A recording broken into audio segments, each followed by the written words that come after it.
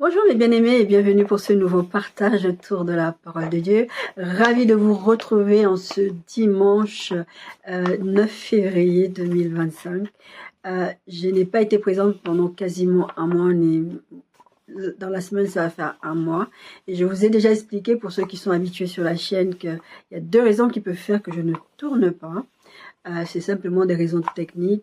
En tout cas, pour l'instant, ce sont les deux raisons qui peuvent m'empêcher de tourner. C'est des raisons techniques, matérielles, Internet, tout ça, que je ne puisse pas publier, ou des raisons de santé. Et pour ceux qui me connaissent un tout petit peu, vous savez que j'ai des soucis de santé depuis plusieurs années déjà, et qu'il y a des moments, je suis tout le temps, j'ai des douleurs chroniques en fait, et j'ai des moments où j'ai des crises. Et là, ça faisait un peu plus d'un mois, presque un mois et demi que j'étais en crise.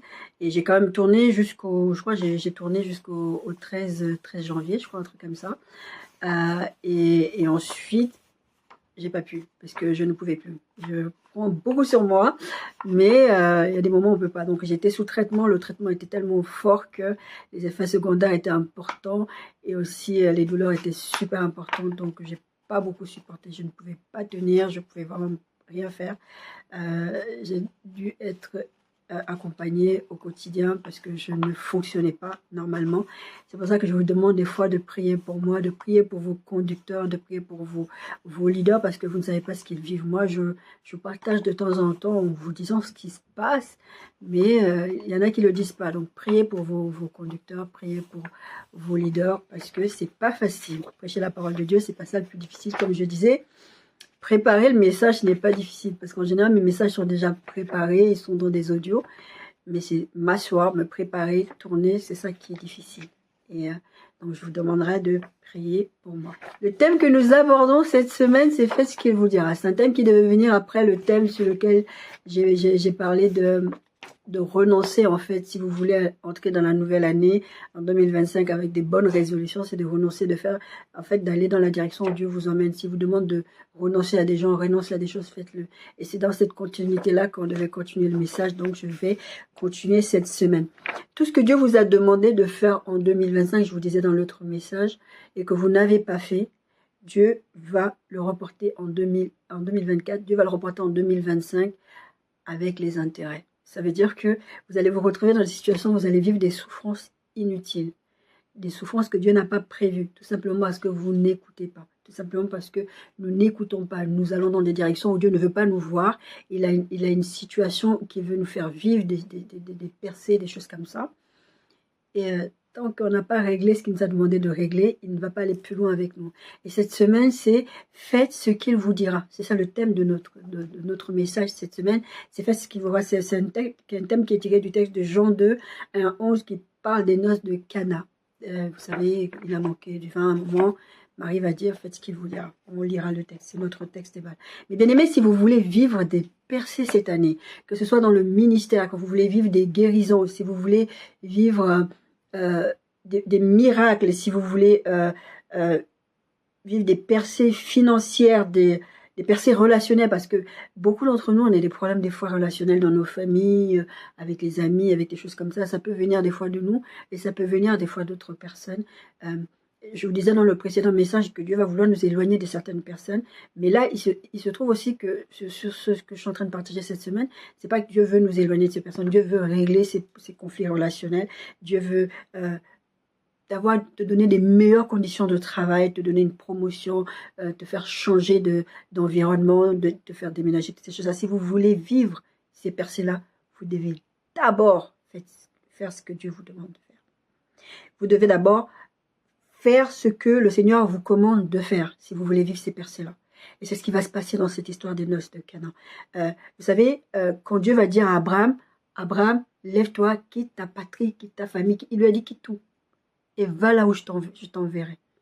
Dieu ne va jamais lui dire de quoi il s'agit. Il ne va pas lui dire d'emblée, quitte ta famille, quitte tout, et je vais t'emmener là-bas, et puis tu vas être le père d'une grande nation. Et non, il ne va pas lui dire ça. Il va lui dire, fais. C'est d'abord, tu fais ce que je te dis, et au fur et à mesure du processus, du parcours, je vais te dire ce que tu vas devenir. Je vais te dire ce que tu vas faire. Et c'est vrai, quand Dieu exige des choses comme ça, quand Dieu commande des choses, c'est vraiment ça, Dieu commande des choses, c'est vrai que c'est pas évident, parce que des fois, ça nous coûte. Déménager, moi, quand le Seigneur m'avait demandé de venir vivre en Bretagne, C'était pas évident. Bon, après, moi, j'étais toute seule avec ma fille. J'avais pas une grande famille à déménager. Bon, c'était quand même un déménagement. C'est pas évident de changer de région comme ça, de quitter la région parisienne et venir dans une région où je connais personne. J'ai pas d'amis, j'ai pas de famille, j'ai personne. Les gens se demandaient qu'est-ce que je fichais ici. Et à chaque fois, j'ai répondu, bah, c'est Seigneur qui m'a envoyé. Bon, j'ai essayé d'expliquer ça de façon le plus simple possible, que ça ne crée pas des paroles un peu bizarres. Quoi que ça en a eu, mais c'est pas grave. Moi, c'est Seigneur qui m'a envoyé, c'est comme ça. Le Seigneur m'a envoyé. La Bible dit, psaume 126, 5-6, ceux qui sèment avec larmes moissonneront avec chant d'allégresse. Celui qui marche en pleurant quand il porte la semence revient avec allégresse quand il porte ses germes. Ça va vous coûter ce que Dieu va vous demander. Il va dire à Abraham, quitte tout, quitte ta famille, quitte ta patrie, quitte tout. Et voilà où je t'envoie. Ça va vous coûter. Si Dieu vous demande d'abord de prendre des décisions, de faire des choses, ça va vous coûter. Parce que vous n'allez pas vouloir le faire, parce que vous n'allez pas vouloir vivre ces choses-là. Mais au final, ça va vous apporter des bonnes choses. Le docteur Atoms Moumaï, il prêchait une fois, et dans sa prédication, il a donné un témoignage. C'est pas la première fois qu'il donnait ce témoignage-là. Il priait, il demandait à Dieu, en fait, que Dieu lui donne lui permette d'avoir de l'argent pour qu'il puisse acheter une voiture, parce que je crois qu'ils avaient des difficultés à se déplacer, ils n'avaient pas de voiture. Et le Seigneur est allé parler à deux personnes. Le Seigneur n'a pas, enfin, il a parlé avec le docteur Atoms, il lui a dit des paroles très précises par rapport à sa demande. Bon, tu veux de l'argent, enfin, c'est pas ça, tu as besoin de l'argent. Parce que des fois, quand on prie, on veut des percées, on veut vivre des choses, on fait des prières bizarres à Dieu. Seigneur, est-ce que tu peux augmenter l'argent dans mon compte? Est-ce que Dieu va dire, mais demande directement ce que tu veux des fois. donc, il va prier pour ça, et bon, le Seigneur va avoir un dialogue avec lui. Et puis, un jour, il est là comme ça, et il y a deux personnes à deux moments différents qui vont venir voir le docteur Atoms en lui disant, le Seigneur m'a dit que je dois te donner une voiture. D'accord. Le Seigneur m'a dit, je dois te donner une voiture. Et je ne sais plus si les deux personnes ou une des deux personnes a donné avec larmes, parce que c'était sa voiture, il ne pouvait pas s'en débarrasser. Mais cette personne a obéi. Faites ce qu'il vous dira. Jean 2, 1 à 11. 3 jours après, il eut des noces à Cana, en Galilée. La mère de Jésus était là, et Jésus fut aussi invité aux noces avec ses disciples. Jésus fut aussi invité aux noces avec ses disciples. Mais bien aimés, si vous voulez vivre toutes les personnes dont je vous ai parlé, quelques exemples, la liste n'est pas exhaustive, vous devez inviter Jésus dans vos situations. Vous devez inviter Jésus à venir rentrer dans cette situation. Si vous ne le faites pas, vous allez vivre ces situations, vous allez avoir ces situations, comme j'appelle des situations au bout de scotch, où vous collez des solutions les unes aux autres pour trouver des solutions pour pouvoir vous en sortir. Vous avez des difficultés financières, vous avez du mal à trouver du boulot, vous avez du mal à trouver un logement, toutes ces choses-là. Vous devez inviter Jésus. Jésus a pu accomplir ce miracle à Cana parce qu'il avait été invité aux noces. S'il n'avait pas été invité aux noces, il n'y aurait pas eu ce miracle. D'accord? Le vin ayant manqué, verset 3, la mère de Jésus lui dit, ils n'ont plus de vin. Jésus lui répondit, femme, qu'y a-t-il entre toi et moi? Mon heure n'est pas encore venue. Sa mère dit au serviteur, sa mère, elle est, ouais, si tu veux, faites ce qu'il vous dira. C'est ça le titre de notre message, verset 5. Sa mère dit au serviteur, faites ce qu'il vous dira. Première chose, invitez Jésus dans votre situation. Deuxième chose, faites ce qu'il vous dira. D'accord? Or, il y avait là 6 vases, verset 6, de pierre destinés aux purifications des Juifs et contenant chacun 2 ou 3 mesures. Jésus leur dit, remplissez d'eau ces vases, et ils les remplirent jusqu'au bord. Puisez maintenant, leur dit-il, et portez-en à l'ordonnateur du repas, et ils en emportèrent. Quand l'ordonnateur du repas eut goûté l'eau changée en vin, ne sachant d'où venait ce vin, tandis que les serviteurs qui avaient puisé de l'eau le savaient bien, il appela l'époux et lui dit, tout homme sert d'abord le bon vin, puis le moins bon après qu'on s'est enivré. Toi, tu as gardé le bon vin jusqu'à présent. Retenez bien, tu as gardé le bon vin jusqu'à présent, on verra ça plus tard. Tel fut à Cana, à Galilée, le premier des miracles que fit Jésus. Il manifesta sa gloire et ses disciples crurent en lui. Verset 6, or il y avait 6 vases de pierre destinés aux purifications des Juifs. Vos situations sont tohu-bohu. Vous savez, quand la Bible parle de création, la terre était informe et vide, c'est tohu-bohu en fait. Ça ressemble à rien. D'accord? Vos situations sont comme ça. Dieu va utiliser des vases qui ne sont pas destinés à accueillir du vin normalement. Ces vases qui sont destinés ce sont des vases de pierre destinés aux purifications. Vous savez, les ablutions qu'ils faisaient avant de manger, toutes ces choses-là. D'accord? C'était destiné à ça. Moi, tu viens me donner du vin dans un... enfin, je ne bois pas de vin, mais enfin, je n'aurais pas été content. D'accord? Quand je parle même de percer dans le ministère, Dieu va utiliser des vases fragiles comme nous, des vases qui n'ont aucune valeur, des vases que tu ne pourrais même pas penser que ces vases-là peuvent porter la gloire de Dieu. Hier, j'écoutais une vidéo un extrait d'une vidéo d'une prédication de Reinhard Bonnke. Je me souviens plus le nom de la dame, mais c'est une Kenyane, c'est une évangéliste. Cette dame, en fait, elle avait été abandonnée par son mari. Elle s'est retrouvée dans une situation comme ça, divorcée et tout. Le mari lui a donné le divorce, en fait, parce qu'il ne voulait plus d'elle, tout simplement. Il voulait vivre sa vie.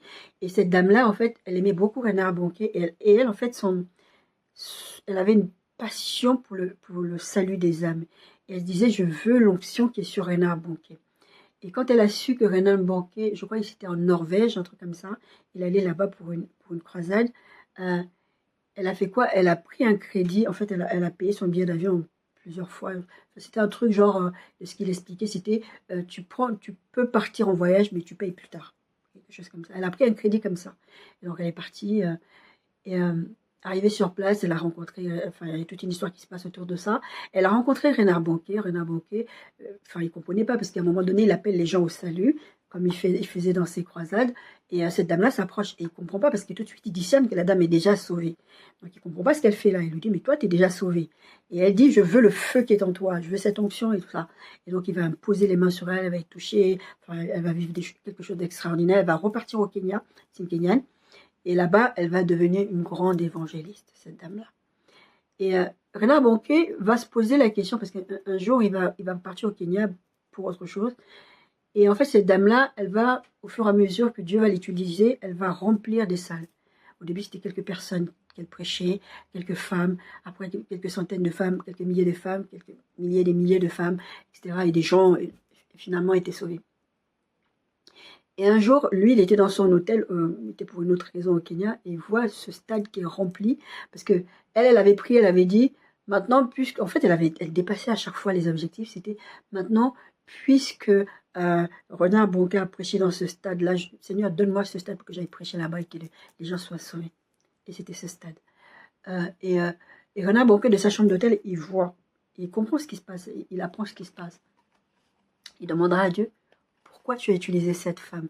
Parce que parmi tes enfants, les milliers de tes enfants, il n'y a pas quelqu'un qui n'était pas divorcé que tu pouvais utiliser. Et le Seigneur va lui dire à Reinhard Bonnke qu'en gros, il choisit ce genre de vase-là. Il choisit ce genre de personnes. Moi, je me rappelle que le Seigneur, quand il m'a appelé au ministère, et quand j'ai compris, en fait, quand j'ai fini par comprendre et accepter, je me suis dit, mais pourquoi moi? Enfin, moi, je suis une femme, les femmes ne prêchent pas, toutes ces choses, et je suis quelqu'un dans mon état naturel, on va dire, je suis assez réservée. Je parle maintenant un peu plus facilement, parce que ça aussi, c'était une prière que j'ai demandé à Dieu. Seigneur, je ne peux pas être introvertie, je ne peux pas être timide. Si je dois partager ta parole, parce que déjà à l'époque, je ne savais même pas que je t'appelais au ministère, mais je savais que je devais au moins faire des disciples. D'accord?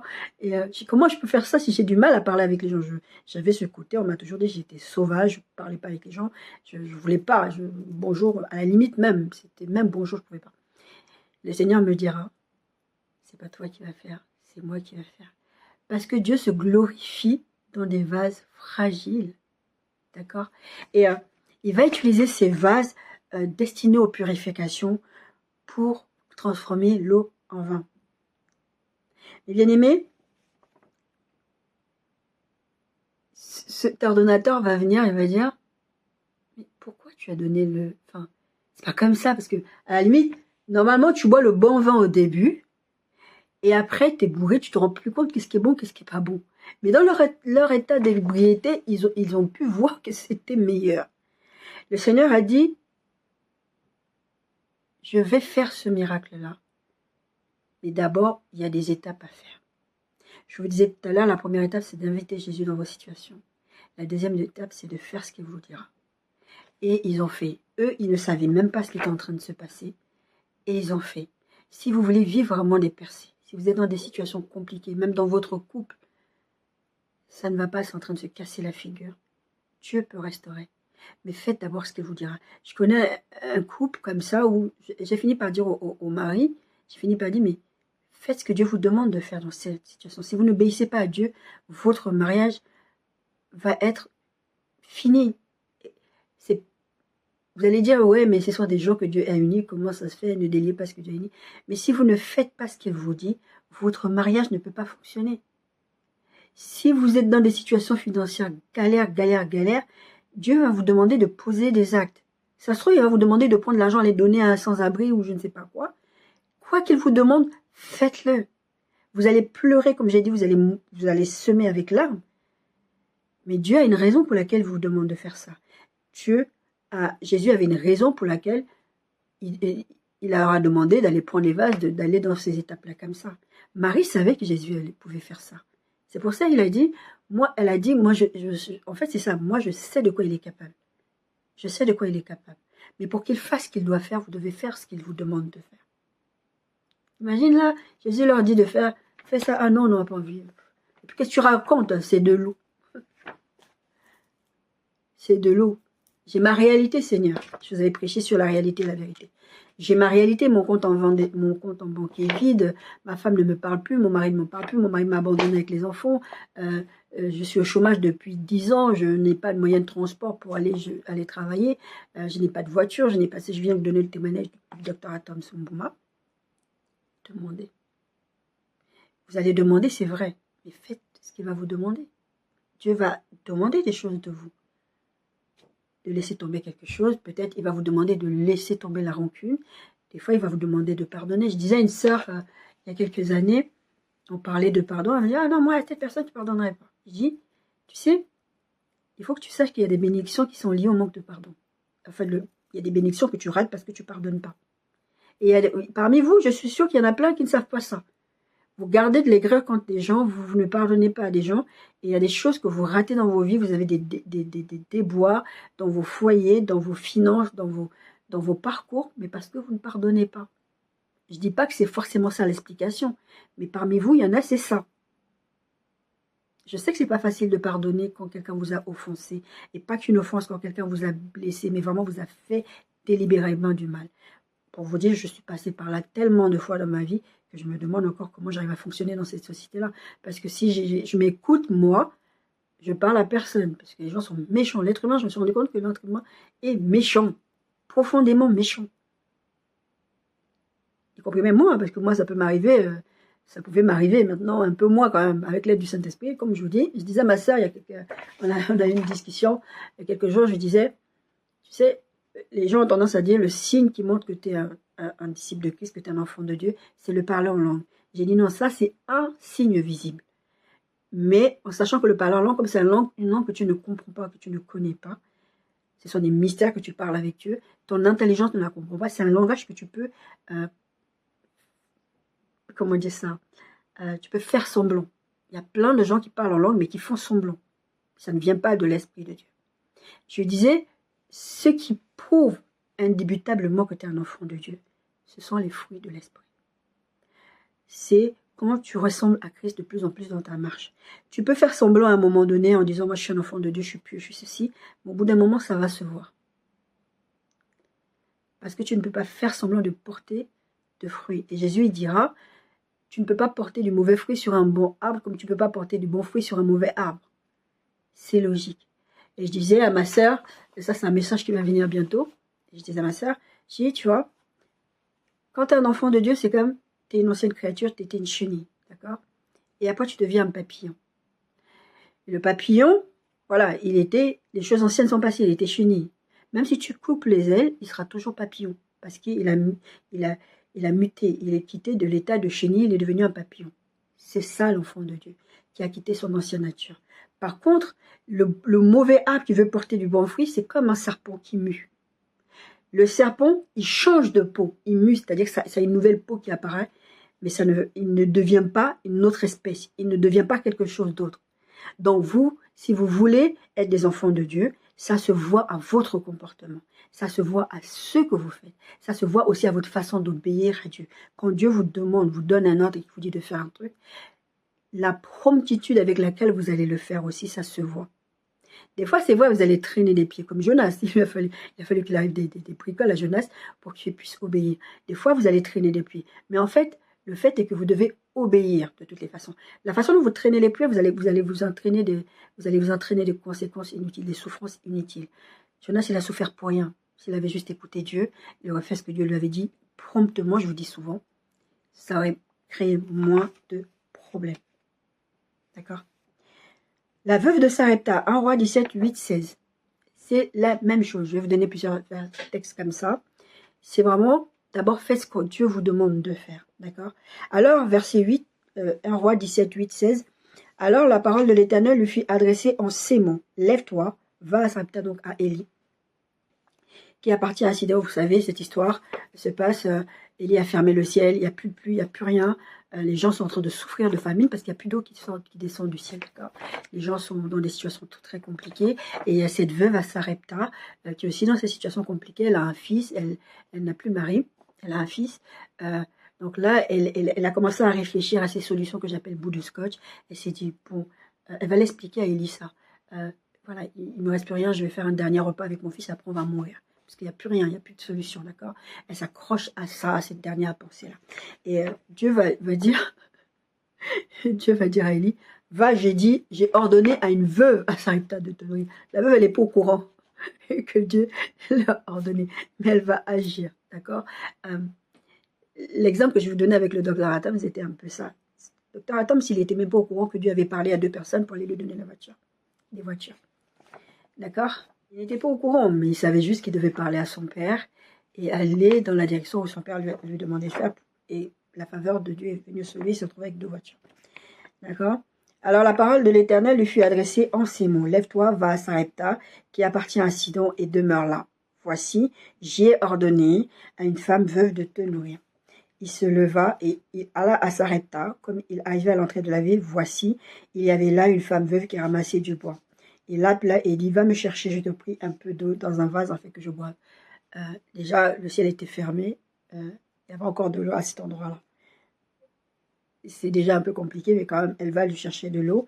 Elle alla en chercher, il l'appela de nouveau et dit, apporte-moi, je te prie, un morceau de pain dans ta main. Et elle répondit, l'Éternel, ton Dieu est vivant. Vous savez, c'est comme vous vivez des situations et vous demandez à Dieu de vivre des percées, puis Dieu va vous dire, bon, allez, va donner, il te reste 100 € dans ton compte, va donner les 100 € là à SDF. D'accord? Elle a dit, mais Seigneur, c'est mon dernier 100 €, je dois manger jusqu'à la fin du mois. Et Dieu te dit, est-ce que tu me fais confiance? Fais-le. D'accord? C'est un peu comme ça. Et c'est un peu ça, c'est vraiment, enfin, c'est pas logique ce que tu me dis là. Je suis dans une situation déjà assez précaire et tu me demandes de te donner quelque part mon dernier repas. Je n'ai rien de cuit, je n'ai qu'une poignée de farine dans un pot et un peu d'huile dans une cruche. Et voici, je ramasse 2 morceaux de bois, puis je rentrerai et je préparerai cela pour moi et pour mon fils. Nous mangerons, après quoi nous mourrons. Vous savez, les situations que vous prévoyez. Là, elle prévoyait la mort parce que de toutes les façons, c'était la mort qui l'attendait normalement.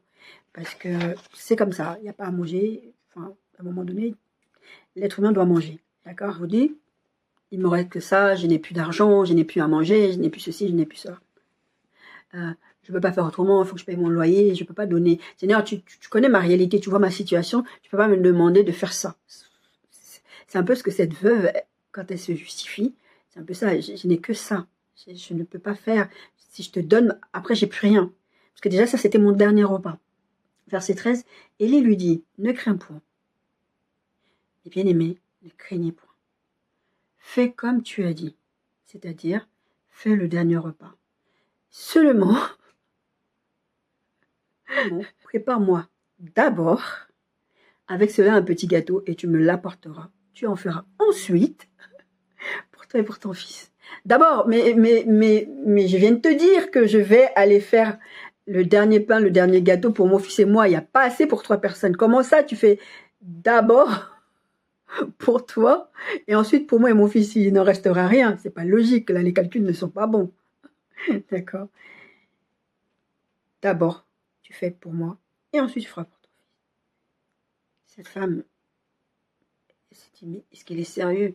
Aujourd'hui, si Dieu vous demandait de faire un truc comme ça, vous allez dire, mais l'homme de Dieu, il a escroqué la dame. Comment l'homme de Dieu a pu faire un truc pareil? Cette dame, c'est pas juste, elle n'avait plus rien. Dieu lui demande de faire un sacrifice. Hier, il y a quelques jours, le Seigneur me parlait, j'étais en train de m'assoupir. Je ne sais plus ce que je faisais. Le Seigneur me dit sacrifice d'adoration. Et il m'expliquera pourquoi il me dit ça. Et je vous prêcherai là-dessus dans quelques temps. Un sacrifice d'adoration, ça demande de renoncer à soi-même, de renoncer à ses besoins, renoncer à ce qui est important pour toi là maintenant. Là, c'était nécessaire. Ce n'était pas quelque chose de superflu. Ce n'est pas ton superflu. Dieu ne veut pas de ton superflu. Vous savez, c'est cette dame qui a donné son nécessaire comme offrande et que le riche, il a donné son superflu. Elle a donné son nécessaire. C'est un sacrifice d'adoration. C'est un sacrifice d'obéissance, de dire, ok, j'entends ce que tu me dis, j'ai t'ai donné mes raisons, mais puisque Dieu dit, d'abord je vais faire ce que Dieu dit. Et le verset 14 dit, car ainsi parle l'Éternel, le Dieu d'Israël, la farine qui est dans le pot ne manquera point, et l'huile qui est dans la cruche ne diminuera point, jusqu'au jour où l'Éternel fera tomber de la pluie sur la terre, sur la face du sol. Vous vous souvenez, je vous ai dit que le ciel était fermé, il ne pleuvait plus pendant 3 ans. Elle alla et elle fit selon la parole d'Élie. Et pendant longtemps, elle eut de quoi manger, elle et sa famille, aussi bien qu'Élie. Pendant ce temps-là où il y avait cette famine, ce manque d'eau, cette famine, il est resté là-bas avec cette femme.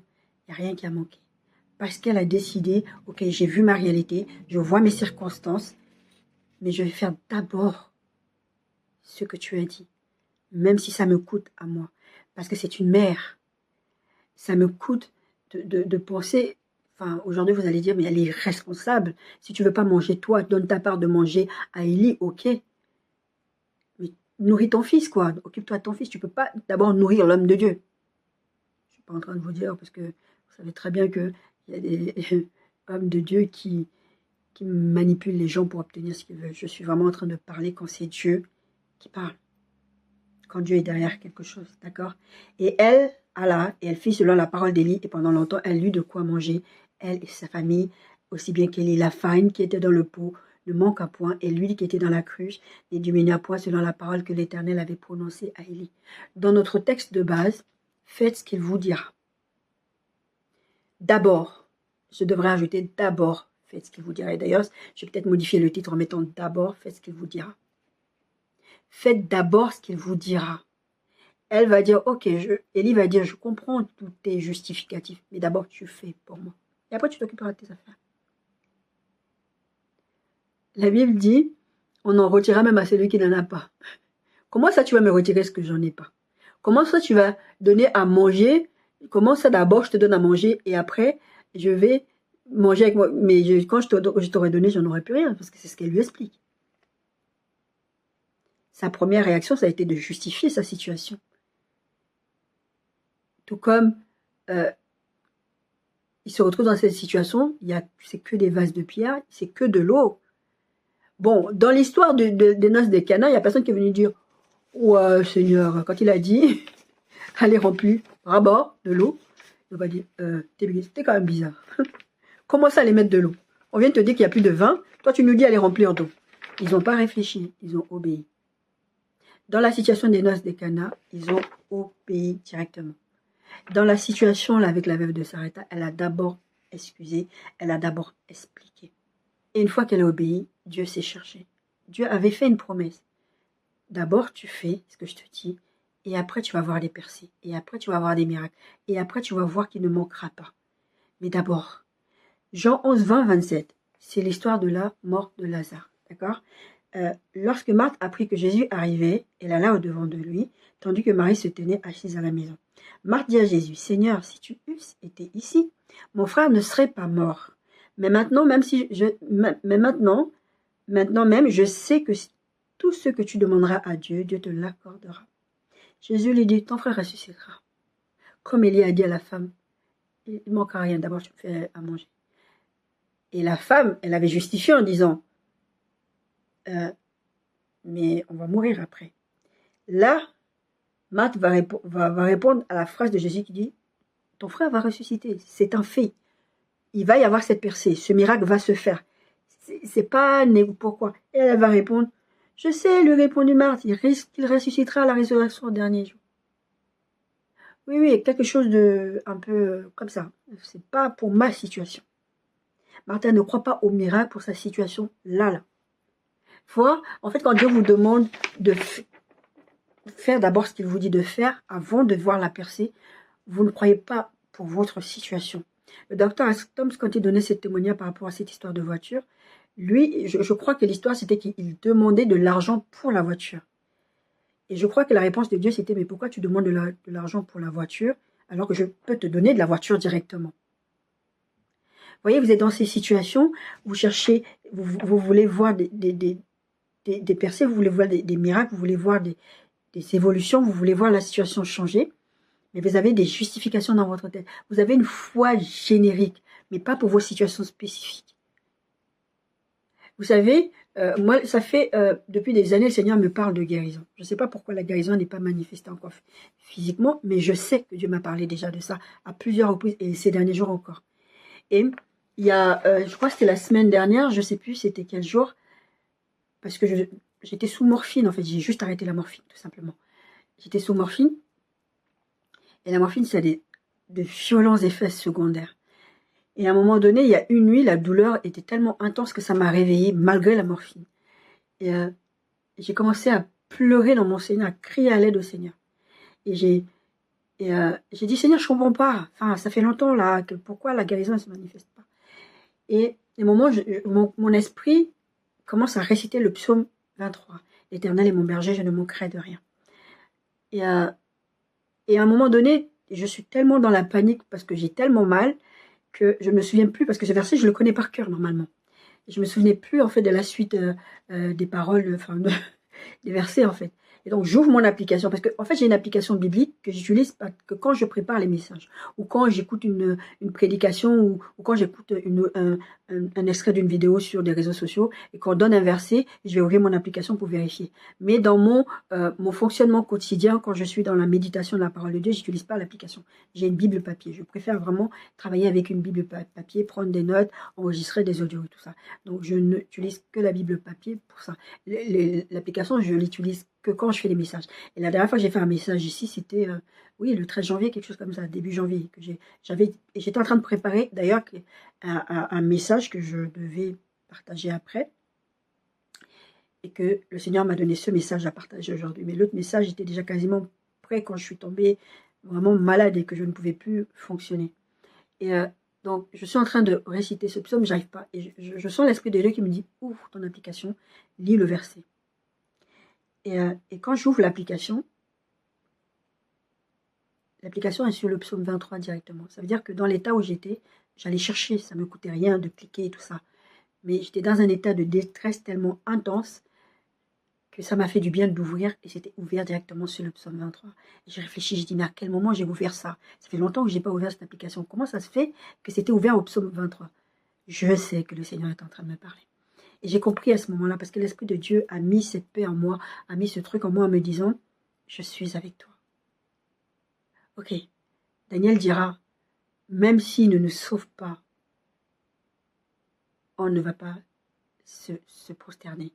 Ils ont été jetés dans la fosse aux lions, ils ont été jetés dans la fournaise ardente. Même si Dieu ne nous sort pas de cette situation, je ne lâche pas la main de Dieu. Je serai toujours avec lui. Et cette paix qui m'a rempli, l'amour de Dieu que j'ai ressenti à ce moment-là, ça a transcendé la douleur. Et je sais que mon kiné, je suis partie le voir, et il me dit, ah, mais vous avez l'air d'aller mieux. Et je dis, oui, c'est parce que j'ai prié. Et il me dit, mais je ne vous comprends pas, vous. Comment ça, vous savez qu'en priant, il se passe toujours des choses chez vous, et que vous ne priez pas tout le temps? Mon kiné, qui est païen, m'a dit ça. C'est parce que simplement, vous traversez, comme je vous disais, vous traversez ces moments, c'est compliqué, c'est difficile, des fois vous êtes découragé, et des fois votre premier réflexe, c'est même plus la prière, parce que vous êtes dépassé par votre situation. Et ne croyez pas que moi qui vous prêche ici, je suis mieux que vous. Je vis les mêmes combats que vous. D'accord? Et même en tant que prédicateur de la parole, en tant que ministère, des fois c'est même encore plus dur, parce que justement tu as un ministère, tu es beaucoup plus attaqué. D'accord? Et donc là j'ouvre et je vois vraiment l'amour de Dieu, je recommence à prier. Je recommence à prier, à remettre entre les mains de Dieu. Mais entre-temps, c'est vraiment, j'ai dit ça, ce truc-là, c'était trop démoniaque. J'ai dit, c'est pas normal, cette douleur-là, ce qu'elle est en train de faire, elle est en train de faire une évolution. J'ai dit un truc comme ça, j'ai rigolé, j'ai dit, c'est comme la douleur qui est en train de se passer dans mon corps là, c'est comme un peu commun, il est en train d'évoluer, quoi. C'était pas la douleur qui était là l'autre jour, c'est maintenant autre chose. C'est quoi ça? C'est un esprit d'affliction, c'est quoi ce truc? Et au final, j'ai arrêté complètement. Là, normalement, j'étais censée prendre 2 semaines de traitement. J'ai pris 1 semaine parce que j'ai mis 5 semaines avant d'aller voir le médecin, en fait. J'ai souffert là pendant 5 semaines. Donc c'est pour ça que je ne tournais pas et tout ça. Et même avec les médicaments, je n'aurais pas pu tourner parce que c'était beaucoup trop fort. Donc du coup, le Seigneur me rassure. Ma présence. Le fait est que quand tu es dans ces situations où tu te sens désespéré, tu as du mal à t'approcher de Dieu. Le papa de ma fille m'a dit la même chose tout à l'heure. Elle m'a dit, mais je ne te comprends pas parce que quand tu pries, ton état d'esprit est différent. Pourquoi ton premier réflexe, c'est pas de... Pourquoi tu n'as pas commencé par ça? Mais le pire, c'est que souvent, je commence par ça. Mais après, les circonstances, parce que c'est... En fait, quand tu es attaqué spirituellement, que ce soit au niveau de ta santé ou plein de choses, ou tes finances, parce que ça peut être aussi d'origine spirituelle, toutes ces choses-là, des fois, en fait, quand vous mettez en position pour essayer de prier, pour essayer de demander à Dieu d'intervenir, la détresse vient. Et vous n'arrivez même plus à prier, la détresse vient. Et il faut à un moment donné, et vraiment l'amour de Dieu est puissant et tellement grand que vous sortez de cette situation en vous disant, mais pourquoi j'arrête de prier? Je ne dois pas cesser de prier. Vous avez plusieurs d'exemples dans la Bible qui parlent de ça, de la dame avec le roi, qui a embêté le roi, qui continue à lui demander sans cesse. Et Jésus dira, vous devez continuer à prier sans cesse. Et des fois, vous êtes tellement découragé que vous baissez les bras. Mon kiné va me dire ça. Le papa de ma fille va me dire, enfin, mais pourquoi tu te stoppes? Tu sais que ça te fait du bien. Mais en fait, tu as tellement mal, j'ai tellement mal que même des fois, parler, ça devient compliqué. Parler, ça devient compliqué. Réfléchir, ça devient compliqué. Je n'arrive même plus à assembler mes idées. Tellement c'est difficile. Et je veux voir une personne. Il faut que tu fasses ce que Dieu te dit. Il faut que tu vives ce que Dieu te dit. Moi, en fait, le truc qui était là aussi, c'était vraiment Dieu me faisait comprendre que dans ta détresse, je suis là. Tu es en train de souffrir, mais ne lâche pas, maman. Je suis là. Vous voulez voir une percée dans le ministère? Vous êtes en train de vivre des choses compliquées. Moi, par exemple, physiquement, je souffre tout le temps. Des fois, tu es là, tu dis, mais comment je peux prêcher des choses? Et il y a des choses que je suis en train de vivre, c'est pas normal. Et des fois, vous êtes dans des situations comme ça. Vous voulez d'abord que Dieu intervienne dans vos situations avant que vous ne fassiez ce qu'il vous demande. Et là, dans l'histoire de la veuve de Sarepta, Élie va lui dire d'abord, tu feras ensuite. L'histoire des noces de Cana, vous ferez d'abord ce qu'il vous dit de faire et ensuite. Et Marie, là, dans cette histoire, dans notre texte qu'on est en train de lire, elle va dire, oui, je crois génériquement à ma situation, c'est peut-être ça que je parlais, génériquement, je sais que Dieu va me guérir, Dieu va me guérir, mais Dieu a déjà porté cette maladie-là, mais bon, pour cette situation spécifique, c'est quand même depuis longtemps que ça traîne, parce que moi, ça fait des années, j'ai été en errance médicale pendant longtemps, ça fait des années que je suis dedans, depuis au moins l'adolescente, et dites-vous que je suis dans ma 48e année, d'accord? Et quand Jésus va lui dire ça, Jésus va lui dire, ton frère ressuscitera, mais est-ce que tu le crois, toi? Je sais, lui répondit Marthe, qui ressuscitera à la résurrection au dernier jour. Donc, pour ma situation de maintenant, c'est trop tard. Parce qu'elle va lui dire avant, si tu eusse été là, ça ne serait pas arrivé, il ne serait même pas arrivé jusqu'à la mort. Parce que Marie est limitée par sa situation, par sa réalité. Marthe, elle est limitée par cette réalité-là de se dire que, voilà, maintenant c'est trop tard. Bon, au dernier jour, il ressuscitera. Au dernier jour, je serai libérée de cette enveloppe charnelle. Je n'aurai plus ce corps-là. J'aurai un corps glorifié. Je n'aurai plus de maladie, la Bible dit, c'est vrai. J'aurai plus de maladie, j'aurai plus de souffrance, tout ça. Mais est-ce que dans ma situation, je crois que Dieu peut faire quelque chose? D'accord? Et Jésus lui dit, je suis la résurrection et la vie, verset 25. Celui qui croit en moi vivra quand même, il serait mort. Même si ta situation est morte, même si c'est ton dernier repas, même si c'est ton dernier sou que tu dois utiliser pour payer ton loyer, même si c'est tu as mis de l'argent de côté pour une situation particulière, le Seigneur te dit, tu cet argent-là pour déménager. Ça m'est arrivé. J'avais rien prévu. Le Seigneur, du jour au lendemain, il me dit, tu pars. Seigneur, j'ai pas d'argent. Oh, l'argent que tu as mis de côté, là. Et puis, c'était même pas mon argent, c'était l'argent que j'avais mis de côté pour ma fille.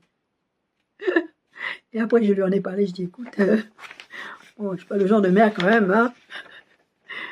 Et comme elle savait que c'était vraiment un ordre de Dieu, un commandement de Dieu, elle a dit, oui, il n'y a pas de souci, de toutes les façons. Vraiment, Dieu veille sur nous. Mais vraiment, venir avec foi, Dieu veille sur nous, il n'y a pas de souci, on utilise l'argent, on part. Et c'est ce qu'on a fait. Marc ne croit pas au miracle pour sa situation spécifique. Marc croit génériquement qu'au dernier jour, voilà, vous regardez vos réalités, vous dites c'est comme ça. Un jour, peut-être. Adieu, si Dieu le veut. Mais le questionnement de Jésus à Marthe, verset 25, Jésus lui dit, je suis la résurrection et la vie, celui qui croit en moi vivra quand même, il serait mort. Et quiconque vit, croit en moi, ne mourra jamais. Crois-tu cela? Même si ta situation est désespérée, même si tu n'as pas vu de percée jusqu'à maintenant, est-ce que tu peux croire que je peux changer cette eau en vin? Est-ce que tu crois que la farine ne va pas manquer? Est-ce que tu crois vraiment que tu peux voir un miracle? Est-ce que tu crois que ce miracle va arriver? Est-ce que tu veux vraiment une percée? Est-ce que tu veux voir quelque chose d'extraordinaire? Le questionnement de Jésus, quand tu lui dis, crois-tu cela, c'est ça. Mon bien-aimé, ma bien-aimée, est-ce que tu crois que Jésus peut? La réponse, oui Seigneur, je crois que tu es le Christ, le Fils de Dieu qui devrait venir dans le monde. Puis vous connaissez l'histoire, Jésus va ressusciter Lazare. Jésus va ressusciter Lazare. Il dira, je suis la résurrection et la vie. Même si ta situation est morte, je vais la ressusciter. Mais d'abord, est-ce que tu crois? Est-ce que tu veux voir cette percée? Est-ce que tu penses que je peux le faire? Parce que si tu penses que je peux le faire, tu vas poser les actes pour. Si tu penses que je peux changer cette eau en vin, tu vas les prendre. Tu vas pas venir me regarder et me dire, hein, commence à remplir, on te demande du vin, commence à remplir des vases de pierre d'eau jusqu'à ras-bord. Tu vas faire quoi avec? On te parle de vin. Comment ça, tu me demandes de te donner mon dernier repas? Si tu crois en moi, tu vas d'abord faire ça. Si tu crois que je peux ressusciter sa situation, si tu crois que je peux accomplir ce miracle, si tu crois que je peux ouvrir le ciel. Une fois dans mon sommeil, le Seigneur me dit, le ciel est ouvert. Le ciel est ouvert, des fois, sous vos vies, mais vous ne le voyez pas parce que vous êtes d'abord dans vos situations, d'abord dans vos réalités. Marc 9, 20 à 27. Et aussitôt que l'enfant vit Jésus, l'esprit l'agita avec violence. Vous savez, cet enfant possédé d'un esprit démoniaque là, que les disciples n'ont pas pu chasser le démon. Aussitôt que l'enfant vit Jésus, l'esprit l'agita. Vous voyez, le démon qui est dans l'enfant voit Jésus. J'ai dit, invitez Jésus dans vos situations. Les vents se déchaîner. C'est comme moi, vraiment, là, les douleurs. Là, j'ai dit, non, Seigneur, tu vas venir dans cette situation. Là, c'est bon. On va pas continuer. Je ne veux pas savoir. Je ne veux pas prendre la morphine. Je ne veux pas ces trucs-là. J'ai arrêté. Je n'ai pas terminé le traitement. J'ai fait 1 semaine de traitement. Jésus demanda au Père, combien y a-t-il de temps que cela lui arrive? Depuis son enfance, répondit-il. Et souvent, l'esprit l'a jeté dans le feu et dans l'eau pour le faire périr. Mais si tu peux. Le monsieur dit à Jésus, mais si tu peux, quelque chose vient à notre secours et compassion de nous. Jésus va lui répondre. Si tu peux. Quasiment offusqué. Comment ça, si tu peux? Ça veut dire quoi, si tu peux? Tout est possible à celui qui croit. C'est la question qu'il va poser à Marthe. Est-ce que tu crois que je peux? Est-ce que tu crois que je suis la résurrection? Est-ce que tu crois que je peux agir dans ta situation? Tu veux voir une percée? Est-ce que tu crois? Et si tu crois, tu dois faire ce que je te dis. Tu vas poser les actes. Quand ils ont dit, allez ouvrir le tombeau. Oh, mais Seigneur, ils sont déjà. Allez remplir les vases. Mais si tu crois, tu vas poser l'acte que Dieu te demande de poser. Aussitôt, le père de l'enfant s'écria, je crois, viens au secours de mon incrédulité. Jésus, voyant accourir la foule, menaça l'esprit un peu et lui dit, esprit muet et sourd, je te l'ordonne, sors de cet enfant et n'y entre plus. Quand vous allez inviter Jésus dans votre situation, il va vous demander de poser des actes d'abord. Et ensuite, il va vous sortir de cette situation, il va dire, cette situation ne reviendra plus. Et vous n'allez plus le voir. Le Seigneur va dire, quand il va sortir son peuple d'Égypte, il dit, vous voyez ces Égyptiens, vous ne les verrez plus. Tu vois ces situations de chômage, tu ne le vivras plus. Tu vois ces problèmes d'argent, tu ne le vivras plus. Parce qu'une fois que Dieu a fait sa part, une fois que tu as fait ta part, quand Dieu fait la sienne, il ne revient pas. La situation ne se remet pas comme avant. Il y a un problème si Dieu t'a sorti d'une situation et que tu retournes dans ce que tu as vomi ou tu retournes dans la même situation. Il y a un problème. Il faut se poser les bonnes questions. Et il sortit en poussant des cris et en l'agitant avec une grande violence. L'enfant devint comme mort, de sorte que plusieurs disaient qu'il était mort. Mais Jésus, l'ayant pris par la main, le fit lever et c'est un debout. Vous vous souvenez, Jésus, c'est la résurrection. La situation était comme morte. Ils ont cru qu'elle était morte alors que Jésus venait d'accomplir un miracle. Pareil avec Ézéchiel. Dieu amène Ézéchiel dans une vallée. La Bible dit, Ézéchiel 37, 1, 10.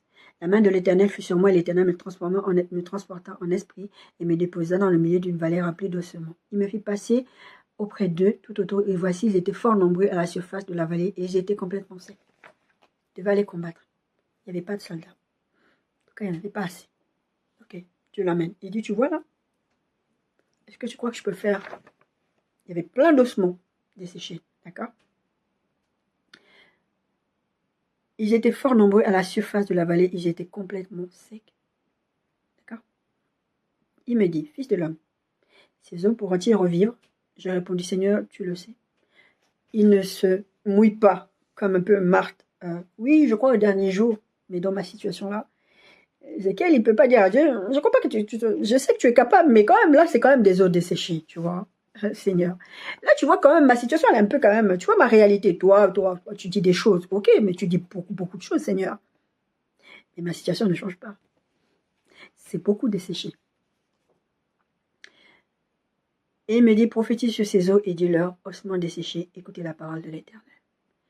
Ézéchiel aurait pu dire, Seigneur, moi je sais que tu es capable de faire beaucoup de choses, tu peux faire ce que tu veux en vrai. Mais quand même, parce que Dieu il va lui demander de faire, parce que le titre de notre message c'est, faites ce qu'il vous dira, mais en parenthèse en bas, c'est faites la part que Dieu vous demande de faire et il fera la sienne. Il va lui dire d'aller prophétiser sur les eaux. Comme il leur a dit, allez remplir les vases d'eau. Donne-moi d'abord ton pain. D'accord? Ça t'a fait mal. D'accord? Il va lui dire, prophétise. Seigneur, mais ils sont secs. C'est des os secs. Tu me demandes d'aller parler à des os secs. On va me dire que je suis fou. Enfin, moi, on m'a traité de folle quand j'ai dit que je partais en Bretagne. Comment ça, Dieu t'a dit? Parce que moi, je ne vais pas aller dire aux gens, oh, je me suis levé un jour, je me suis dit que tiens, j'aimais bien la Bretagne, j'allais en Bretagne. Non, je leur dis que c'est Dieu qui m'a dit. Donc, forcément, je suis folle. D'accord. Il me dit, prophétise sur ces eaux. Et dis-leur, ossements desséchés, écoutez la parole de l'Éternel. Ah, les os ont des oreilles. C'est la folie. Comment ça? Parle aux os et ils vont t'écouter. Et Ézéchiel va le faire. Dieu va lui dire quelque chose. Fais d'abord, fais ce que je te dis. Ça ne te plaît pas là. Dans le ministère, le Seigneur va vous demander de faire des choses folles. Jésus va aller cracher. Il va dire, viens ici, là, il a craché. Dans la boue, il a mis sur ses yeux et il a recouvrait la vue. C'est de la folie. Ézéchiel a prophétisé sur les eaux desséchées. Ainsi parlait le Seigneur, l'Éternel, à ces eaux. Voici, je vais faire entrer en vous un esprit, et vous vivrez.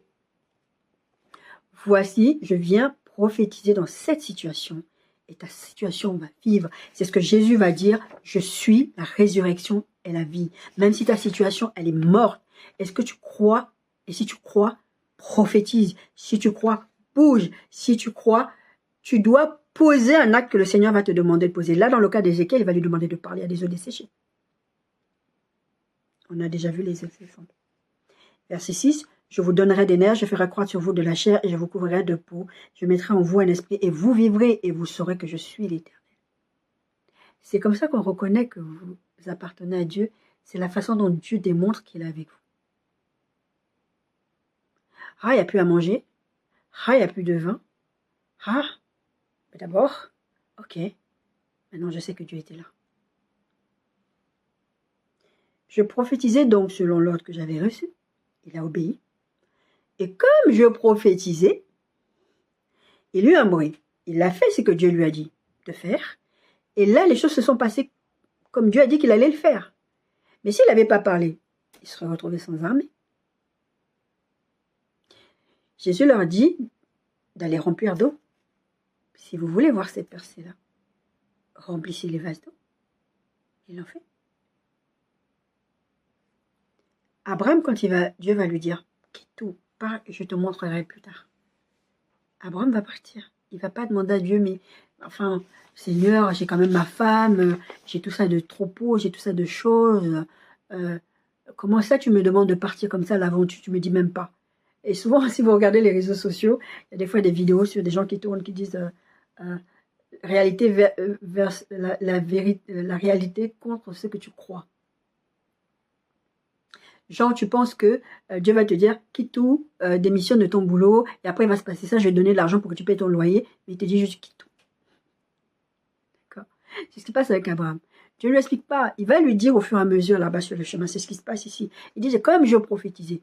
Il lui a demandé de prophétiser. Il a prophétisé, et pendant qu'il prophétisait, là, les choses sont en train de se passer. C'est quand vous obéissez d'abord à Dieu, c'est là les choses sont en train de se passer. C'est là que les choses vont bouger. Mais d'abord, vous devez obéir à Dieu. D'abord, vous devez faire ce qu'il vous demande de faire. Il y eut un bruit, et voici, il se fit un mouvement, et les os s'approchaient les uns des autres. Ça commence à se recoller. Je regardais, et voici, il leur vint des nerfs, la chair crue, et la peau, les couvrait par-dessus, mais il n'y avait point en eux d'esprit. Il me dit, prophétise. Et parle à l'esprit, prophétise, fils de l'homme, et dit à l'esprit, ainsi parle le Seigneur, l'Éternel, esprit vient de 4 vents, souffle sur ces morts, et qu'ils revivent. Je prophétisais selon l'ordre qu'il m'avait donné encore une fois. Il reprophétise. Parce que là, maintenant, il a prophétisé, c'est bon, c'est devenu des chairs, des êtres vivants. Maintenant, il n'y avait pas d'esprit en eux. D'accord? Et l'esprit entra en eux, et ils reprirent vie, et s'éteignirent sur leurs pieds. C'est ce qu'on voit depuis tout à l'heure. Jésus ressuscite. Dieu ressuscite les situations. Mais d'abord, des fois, il va vous demander de parler à vos situations. Des fois, ce que Dieu va vous demander, en fait, ce que vous devez comprendre, c'est que ce que Dieu vous demande de faire est très simple. Et vous, ça vous coûte à vous parce que vous êtes dans votre réalité. Mais très souvent, ce que Dieu vous demande, ce que Jésus vous demande, c'est très simple. Si vous voulez voir ces percées-là, faites ce qu'il vous dira. Acte 9, 1, 2, 10, 18. Cependant, Saul respirait encore la menace, vous savez, c'est la conversion de Paul, de Saul, de Tarse. Ce gars-là a des lettres pour aller faire tuer les chrétiens. On est en train de parler de faites d'abord ce qu'il vous dira de faire. Même si vos situations sont compliquées. Là, on parle de ministère, mais c'est pour tout. D'accord? J'ai pris plusieurs exemples déjà. Saul respirant encore la menace et le meurtre contre les disciples du Seigneur, se rendit chez le souverain sacrificateur et lui demanda des lettres pour les synagogues de Damas, afin qu'il s'y trouvât des partisans de la nouvelle doctrine, hommes ou femmes. Il les amenait liés à Jérusalem pour faire du mal aux chrétiens. D'accord? Or, il y avait à Damas un disciple nommé Ananias. Le Seigneur lui dit dans une vision, Ananias, il répondit, me voici Seigneur. Et le Seigneur lui dit, lève-toi, va dans la rue qu'on appelle à droite et cherche dans la maison de Judas un nommé Saul de Tarse. Car il prie, il a vu en vision un homme du nom d'Ananias qui entrait, donc lui, et qui lui imposait les mains afin qu'il recouvre la vie. J'aime mieux comment le Seigneur le raconte, c'est que Ananias, il ne sait même pas. D'accord? C'est comme ils ne savaient pas que l'eau avait été changée en vin. Mais ils ont quand même fait ce que Jésus leur a dit. D'accord? Seigneur, j'ai appris, Ananas répond, Seigneur, j'ai appris de plusieurs personnes tous les mots que cet homme a fait attester dans Jérusalem. Et il y a ici des pouvoirs de la part des principaux sacrificateurs pour lier tous ceux qui invoquent ton nom. Ok. Mais va faire ce que j'ai été dit de demander faire. Parce que ce qu'il disait à Ananias, c'était pas faux. Et la Bible dit, respirant encore la menace, le sol de Tars, avant que Jésus fasse sa rencontre sur le chemin de Damas. Il respirait encore la menace. Ce gars est en train d'aller faire ça. Donc, Ananias, il n'est pas au courant de ce qui se passe derrière les behind the door, tu vois, derrière dans l'arrière-plan. Il n'est pas au courant, Ananias. Ananias, lui, tout ce qu'il sait, c'est que Saul de Tars, c'est un meurtrier. D'accord? Et que Jésus vient lui dire, oui, il faut que tu ailles lui imposer les mains, tu vois, je lui ai montré en vision que tu allais venir et que tu allais lui imposer, mais moi, je ne vais pas faire ça, c'est un meurtrier. Mais le Seigneur lui dit, va, car cet homme est un instrument que j'ai choisi pour porter mon nom devant les nations, devant les rois et devant les fils d'Israël. Et je lui montrerai tout ce qu'il doit souffrir pour mon nom. Ananias sortit, et lorsqu'il fut arrivé dans la maison, il imposa les mains à Saul, en disant, Saul, mon frère. Il ne va pas dire à Saul, Saul le meurtrier, Saul, on sait, on te connaît. Bon, moi, comme on m'a dit, je fais quand même. Dans le ministère, Dieu va vous demander de faire des choses. Je vous parlais tout à l'heure de pardon, de sacrifice d'adoration. Est-ce que vous êtes capable de faire ce que Dieu vous demande de faire parce que ça vous coûte? Quand je vous ai prêché sur le fait de renoncer à des choses, je vous ai pris l'exemple de ces sacrificateurs, de ces hommes et de ces femmes qui étaient partis en déportation, qui avaient épousé des femmes étrangères. Le but, ils devaient se séparer. Ça leur a coûté de se séparer de ces femmes-là. Seigneur, j'ai pas envie d'aller imposer les mains à cette personne. Seigneur, j'ai pas envie d'aller faire ça. J'ai pas envie. Seigneur, quand il me demandait d'aller parler à des gens, je me suis retrouvée dans les situations où le Seigneur me demande d'aller prophétiser dans la vie des gens, d'aller vivre, d'aller exhorter des gens ou même d'aller corriger des gens. Et moi, je suis là, je mes justifications. Je dis à Seigneur, Seigneur, je ne suis pas mieux que cette personne. Tu me demandes d'aller parler à cette personne. Moi-même, regarde ma vie. Est-ce que je suis quelqu'un, un exemple que tu peux utiliser? On a parlé de vase. Dieu utilise ce qu'il veut, comme il veut. Mais est-ce que tu es prêt à faire ce qu'il te demande de faire pour vivre les percées que Dieu veut que tu vives? Bien-aimé, Ananias, il va dire, mon frère, il sait, la Bible dit, Saul sentait encore la menace. Mais il sait que comme Dieu a parlé, je dois obéir. Et il a fait ce que Dieu lui a demandé de faire. Verset 18, au même instant, il tomba de ses yeux comme des écailles, donc des yeux de Paul, de Saul de Tarse, et il recouvra la vue, il se leva et fut baptisé. N'oubliez pas, des fois on dit Paul seul. Paul n'est pas le nom que Dieu a donné à Saul de Tarse quand il est devenu l'apôtre Paul, parce que non, c'était son nom romain. C'était pas comme Abraham, non, c'était son nom romain. Il avait, vous vous souvenez, moi je vais à Rome, etc. Parce qu'il était citoyen romain aussi. Il était hébreu, mais il était citoyen romain. D'accord, il faisait partie du peuple juif. Et dans son nom de juif, c'était Saul. Saul de Tarse, c'était Saul de Tarse. Et son nom romain, c'était Paul. D'accord, donc, juste petite parenthèse. D'accord. Et il fut baptisé. Il y a deux aspects dans ce texte. L'obéissance de Paul à la voix de Jésus, d'aller prêcher que Jésus voulait étudier, mais ce n'est pas ça qui nous intéresse. C'est l'obéissance de Ananias ici qui nous intéresse. Parce que Ananias se retrouve dans une situation où Saul respire encore la menace, Saul est un meurtrier, et Dieu me dit ça. Qu'est-ce que je fais? Ce que Jésus peut te demander de faire, d'abord, avant que tu vives des percées, des miracles et toutes ces choses dont on a parlé depuis le début, il peut te demander la foi. Il va exiger de toi d'avoir foi en lui. La foi, c'est notre base de relation avec Dieu. Sans la foi, il est impossible de plaire à Dieu. Parce qu'il faut que celui qui s'approche de Dieu croit que Dieu existe. Hein? Et qu'il est le rémunérateur de ceux qui le cherchent. Si vous voulez marcher avec Dieu, ou si vous voulez voir des percées, vous devez avoir foi en lui. Ok, les eaux desséchées, c'est quand même bizarre ton histoire d'eau desséchée. Bon, je prophétise. Remplir le vase à Bordeaux, c'est bizarre, mais je le fais. C'est mon dernier repas. D'accord. La foi. Le monsieur, qu'on a délivré son enfant, il va dire, Seigneur, viens au secours de mon incrédulité. Des fois, beaucoup d'entre nous, on doit prier comme ça. Seigneur, viens au secours de mon incrédulité. Déménager. Dieu peut te demander de déménager. C'était mon cas. C'est le cas de beaucoup. Il y a des gens, vous forcez à être quelque part. Ou même vous déménagez, mais pas au bon endroit. Vous voulez aller à New York, vous voulez aller aux États-Unis parce que c'est mieux, c'est fun. Ou à Dubaï, ou je ne sais où. Et Dieu te dit, va au fin fond du village de ton pays, là-bas, tu ne peux pas. Dieu peut te demander de faire un don. Je vous ai dit, par exemple, là, donner de l'argent à SDF. Il peut te dire de prendre ton repas que tu as à la maison, que tu as cuisiné que ça, il te reste que ça, à les donner à quelqu'un. Dieu peut te demander de faire un don de ta personne. Moi, je suis un ministère don, par exemple. Des fois, je vous dis, c'était la première fois, à part quand j'ai eu des problèmes techniques, que je n'ai pas tourné aussi, pour des raisons de santé. Et à chaque fois qu'on m'a posé la question, j'ai dit, mais parce que Dieu m'avait donné l'ordre d'arrêter. J'ai prié et j'ai dit, Seigneur, des fois je suis fatiguée, j'ai très mal et ça. Et là, en fait, là, mon corps, il a juste lâché. En tout cas, là, je suis en train de prêcher aujourd'hui, je ne vais pas mieux. Enfin, les douleurs, elles sont là, elles sont intenses. Mais je me suis mis dans une position, d'être dans la présence de Dieu, que pourquoi tu ne commences pas par ça? Et des fois, tu es tellement à terre, en fait. D'accord? Donc, faire un don de sa personne, don d'argent, don de son temps, don de... je ne sais pas, il peut vous demander n'importe quel don. D'accord? Servir. Servir dans l'église locale, servir, je sais pas, il va à la soupe populaire. Moi, je dis souvent, et j'avais dit ça à l'époque dans l'église que j'ai quittée à l'époque, j'ai dit, servir Dieu, ce n'est pas servir dans l'église. Arrêtez de penser que quand on vous parle de service, c'est servir dans l'église. Ça peut être donner à manger à quelqu'un, s'engager à donner à manger à quelqu'un, à la voisine. Par exemple, votre voisine vient d'accoucher, allez lui ramener à manger, aider-la à faire le ménage chez elle, ou je ne sais pas, des choses comme ça. D'accord? Ça peut être ça, un type de service. C'est pas forcément qu'à l'église. Renoncer, on a parlé de renonciation dans la précédente prédication. Ben non, cette relation, tu as l'impression qu'il est bien, il est handsome, il est beau, ou elle est belle, elle est bien foutue, elle correspond, elle est chrétienne, elle est remplie de Saint-Esprit, c'est la bonne personne pour toi.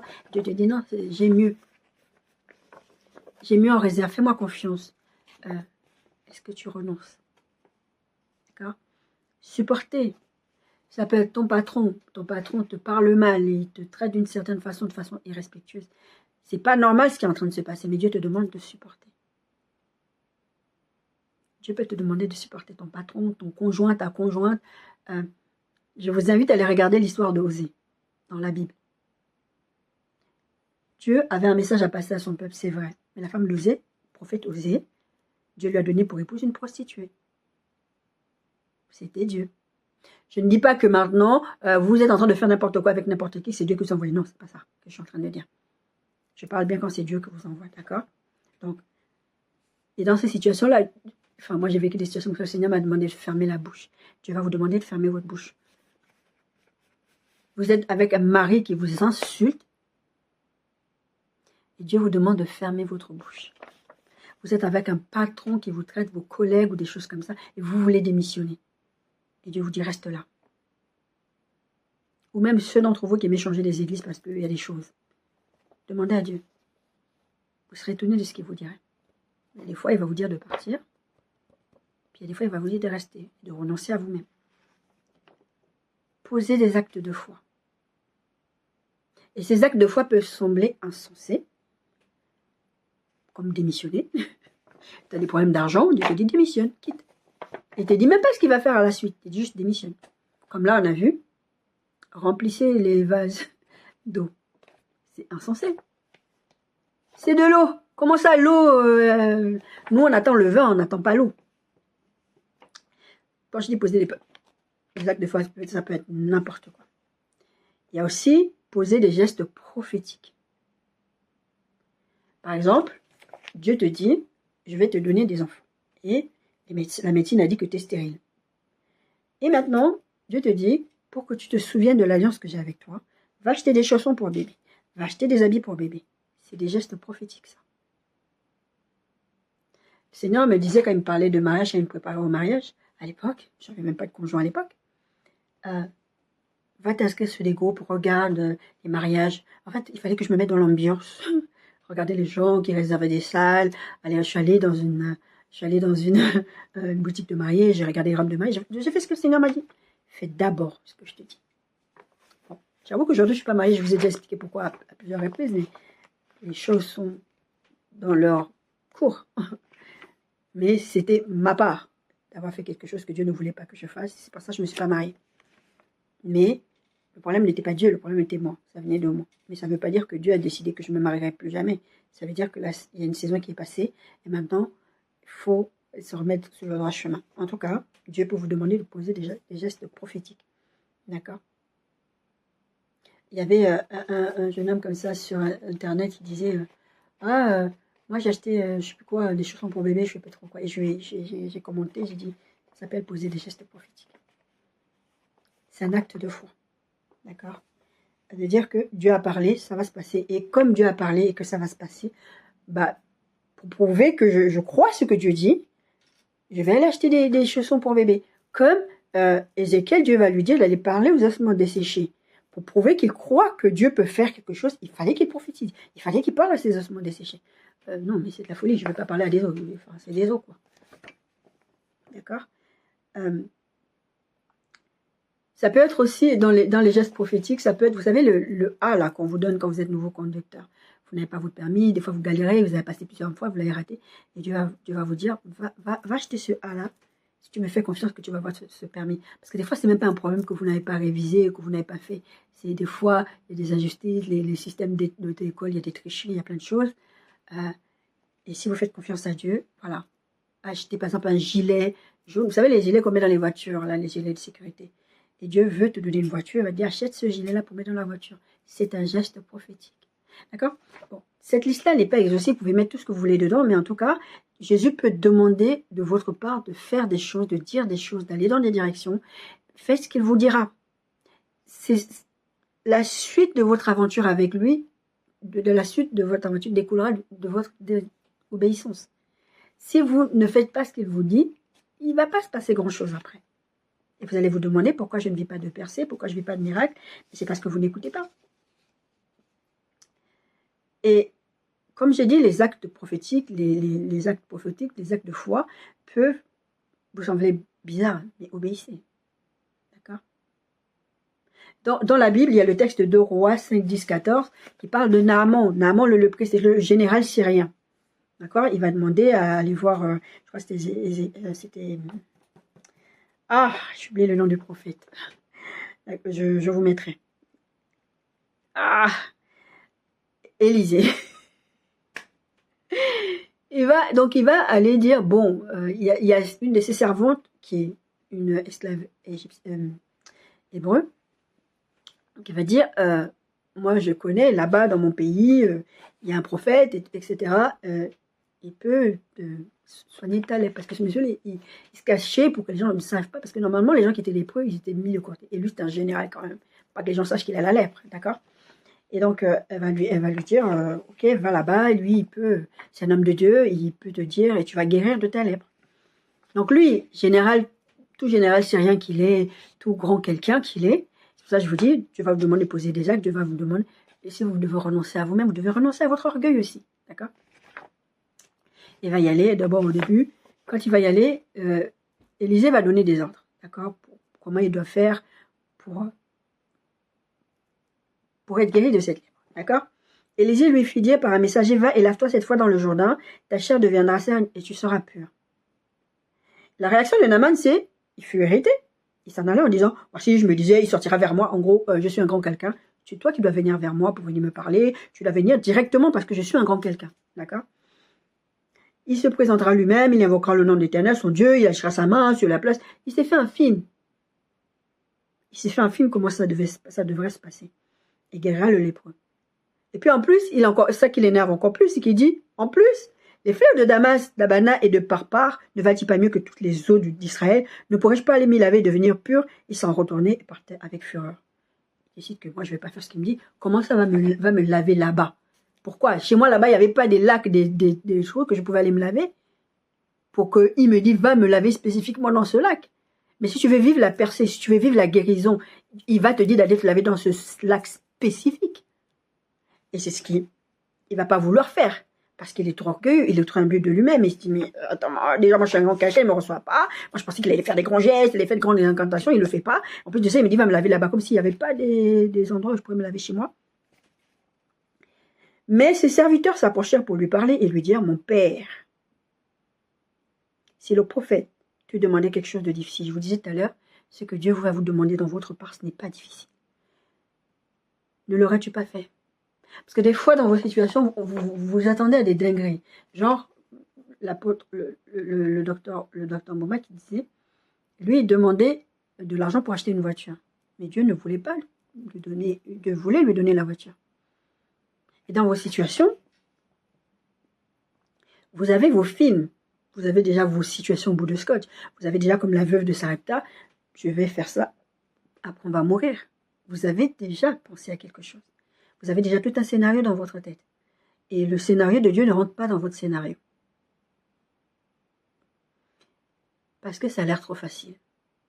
Beaucoup, quand on parle de salut, quand on parle de s'approcher de Dieu, quand je vous parle très souvent d'intimité avec le Saint-Esprit, vous avez l'impression qu'il faut faire des choses magiques, il faut faire des incantations, il faut faire des dingueries, il faut juste prendre du temps, être dans la présence de Dieu, lire la Bible et prier. C'est simple d'être un enfant de Dieu. Et vous avez l'impression qu'il faut faire des choses dingues, des choses folles, des fois.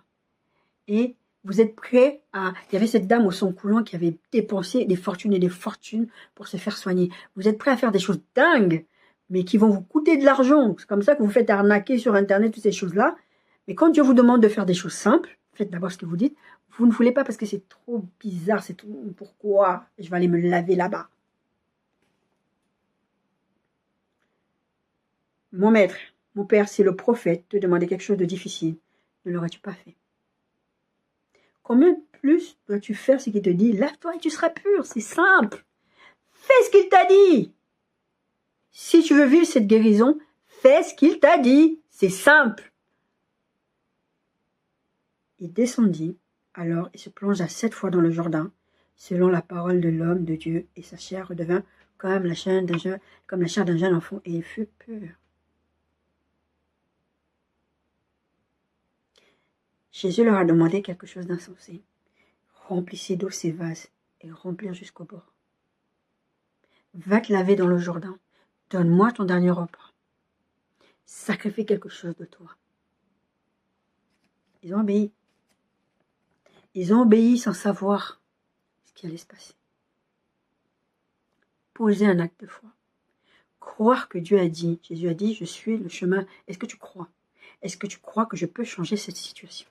Est-ce que tu crois que je peux transformer ces eaux en vin? À la fin, l'ordonnateur du repas, vous savez, dans notre texte de base, Jean 2, pardon, tu as gardé le bon vin jusqu'à présent. Mais bien aimé, ce que Dieu fait est bien meilleur que ce que tu avais prévu de faire. Le plan de la veuve, c'était nul. Son plan, c'était la mort.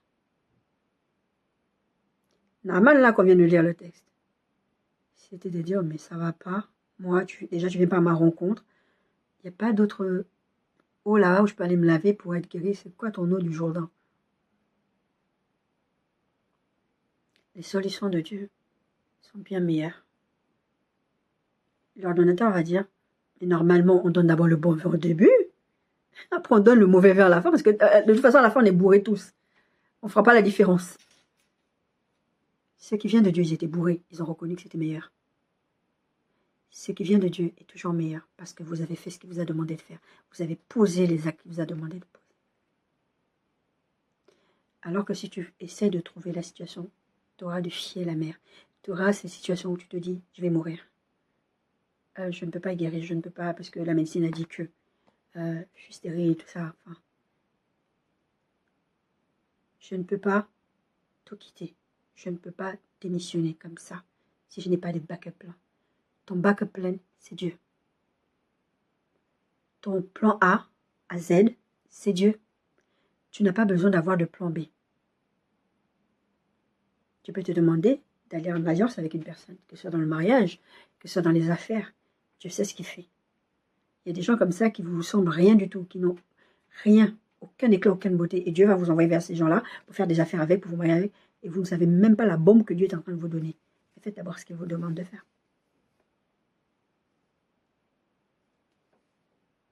Il y a des moments où vous vous sentez incapable. Je me sentais incapable de prêcher. suis pas quelqu'un qui parle facilement devant des foules, mais ça m'arrivait de me retrouver à parler devant des gens et j'étais mal à l'aise. Quand le Seigneur m'a parlé, il y a quelques années, le Seigneur m'a dit dans une vision, tu impacteras les gens par Internet et tout ça, enfin, tu vas prêcher sur les réseaux. Je lui ai dit, ouais, ok. Et il y a eu une période, c'est un peu comme Marthe. Ouais, il ressuscitera le dernier jour, ou Ézéchiel. Ouais, tu peux le faire. Seigneur, oui, oui, si tu veux, je prêchais sur les réseaux sociaux. J'ai pris l'information, j'ai pas dit que j'allais pas le faire. Et quand le Seigneur a commencé à venir me tanner, me dire, il faudrait peut-être que tu t'y mettes.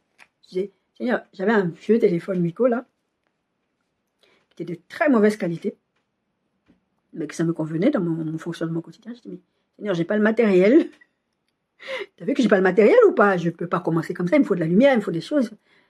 Il m'a dit, tu commences avec ce que tu as. Il m'a donné une phrase bien spécifique. Et j'ai commencé, et un jour, je me suis levée, j'ai passé mon temps dans la prière, et le Seigneur m'a dit, allume ta caméra. J'ai dit, quoi? Et regardez la première vidéo de ma chaîne, vous verrez la différence entre la première et celle que je suis en train de tourner maintenant. Et j'ai tourné, sans matériel. Et après, je me suis acheté une ring light, l'autre, elle s'est cassée. Il y a une deuxième aussi qui s'est cassée, je crois. Et je suis toujours sur une ring light avec juste mon téléphone. C'est comme ça que je prêche. Je n'ai pas acheté de matériel, je continue à faire avec ce que j'ai. Je sais que le Seigneur a dit que c'est comme ça que je vais commencer. Le Seigneur m'a dit, ne méprisez pas les petits commencements. D'accord. Ce que Dieu fait est toujours bon. C'est toujours meilleur. Même si tu es dans ta situation critique, ça sera toujours meilleur. Vous, ce sera toujours meilleur. Laissons les situations au bout de Scott, les situations qu'on essaie de solutionner soi-même, de coller ensemble pour trouver que ça marche, pour que ça fonctionne alors que ça ne fonctionne pas. Si quelqu'un d'autre avait pris ces cruches d'eau, avait mis de l'eau dedans, ça ne serait pas transformé en vin. Si quelqu'un d'autre avait craché dans de la boue, avait mis les yeux sur cet aveugle, il n'aurait pas recouvert la vue, mais c'est parce que c'était la salive de Jésus. C'est parce que c'était Jésus qui était à l'origine de tout ça. Donc quand il vous dit de faire quelque chose, faites-le. Matthieu 17,5. Comme il parlait encore, une nuée lumineuse les couvrit, et voici une voix se fit entendre de la nuée de ces paroles. Celui-ci est mon fils bien-aimé, et en qui j'ai mis toute mon affection. Écoutez-le. Vous savez, ils étaient là, Élie, Jésus, avant ça. Et Dieu va dire, celui-ci est mon fils bien-aimé, en qui j'ai mis toute mon affection. Écoutez-le. Écoutez-les, si tu veux vraiment sortir de ta mouise là où t'es, si tu veux vraiment sortir du statu quo, si tu veux vraiment sortir, tu veux vivre des percées, des miracles dans le ministère, dans ta vie de tous les jours, dans ton couple, dans ton foyer, dans tout ce que tu veux, fais ce qu'il te dit. Soyez bénis.